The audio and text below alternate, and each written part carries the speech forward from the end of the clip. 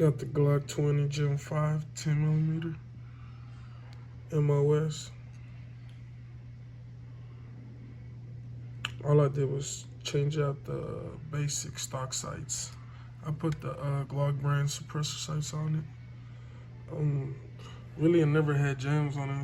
As you can see, I done ran rounds through it. Probably about 200 to 300 rounds already.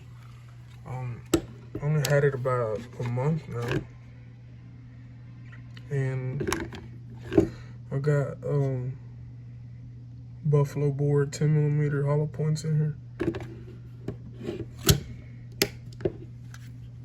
Nice gun. It's still just a basic Glock 20, just in Gen 5. You also gotta have a stick for it too.